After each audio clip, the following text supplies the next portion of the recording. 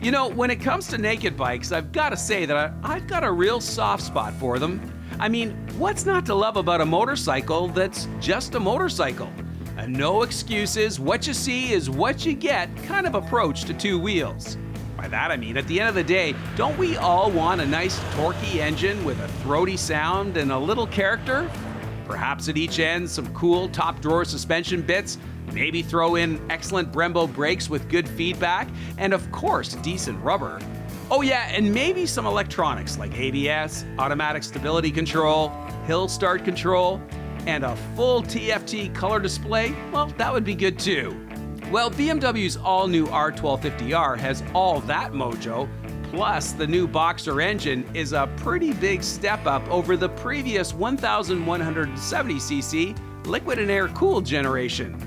By that I mean, not only is the horizontally opposed twin now 1,254 cc's, but it also has a new variable timing and lift intake valve cam system that BMW Motorrad calls Shift Cam.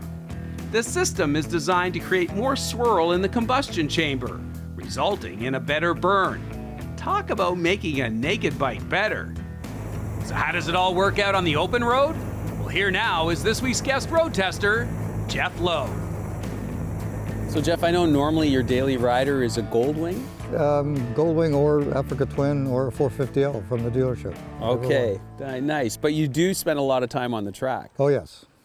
So I thought this would be a great transitional bike from track to Goldwing. Yes, yeah. So what did you think when you first saw the bike? Yeah, my first expressions were it's a massive looking motor, being a 1200 V twin or flat twin, opposed twin. It's quite nice.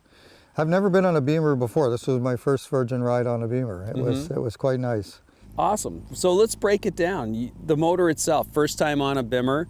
What did you think of the power delivery, the smoothness, the way it shifted? Tell us about the riding experience just from the motor standpoint. Yeah, from the motor standpoint, it was quite nice, especially in the lower revs, tons of torque. Not the same torque you get from a V-twin or maybe a parallel twin, but the opposed twin kind of makes a really stronger mid-range off the line. Yeah. Rather than just right away. So if you are caught in a higher gear and you're really low down around 2,000, she will gurgle a bit, but it's just a quick downshift. And then she gets at her happy point around 3. Yep. And then just goes right along. So cruises all day. You know, I didn't even touch 6 once. I was in 5th. It was happy there. Yeah. Yeah, but just tons of mid-range. Really nice roll-in. But the throttle, which was very impressive, there was no, they call heavy drivetrain latch. There was no pickup, no head snapping. Just nice, smooth roll-on power. Very, very smooth. It had a power shifter on it, and I was unaware until I hit a bump and my boot hit the shifter. And it shifted. I was just like, wow, that's smooth. So then, of course, you play with it all the time now. But yeah, just very nice. Clutch is great. Ease of modulation. Doing hairpins, we had to do a few of those. Yeah. It was great for that. A little bit of rear brake drag and you're fine. And balance was quite nice as well. How did you find the handling? How did you find it soaking up the potholes? Yeah, the last time I rode a bike was at the racetrack 2 weeks ago. So yeah, the street obviously feels a lot smoother, but it did handle everything. You get on the binders quite hard. There's not a lot of dive. There's a little, but it's controllable. It's nicely maintained by the suspension. And the bumps were good. When you had to change direction quick, there wasn't a lot of a pick up and drop down, as they call it. The dampening's quite well. And bump control's nice. And when you get on it, there's not too much squat as well. I was very happy with the setup. So what about the controls? You've got this new color screen. What did you think? Yeah, it's great. It's nicely done. It gives you just the information you need. And it doesn't get around to distracting you too much. Right. I find a lot of them, like maybe a Ducati or something, has a lot of information going on. This is a quick glance, RPM, speed. Everything's just right there. You know, using your menu is easy to get through your fuels, mileage, and everything else. That was quite nice. And it did have a low fuel warning light that reminded you how far in your range you have to go. Right. Heated grips, interestingly enough, only have 2 positions. Yeah. 1 and 2 and off. One's just about right for today. 2 felt a little hot, but otherwise, yeah, it was nice. No heated seat, of course. Didn't really need that. The seat's quite nice, but yeah, the tech, outside temperature, just reminding us how cool it was today.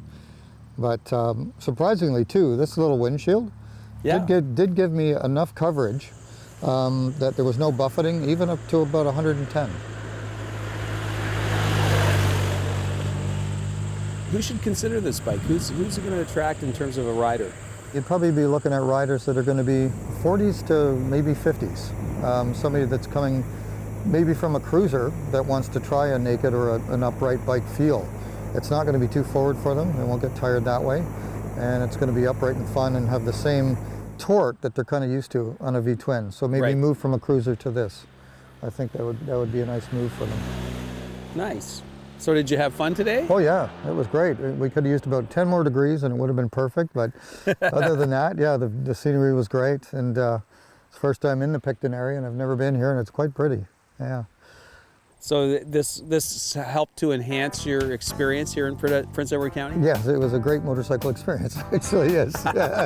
Awesome. Yeah, Great thanks. job, Thanks, Jeff. Dave. Yeah.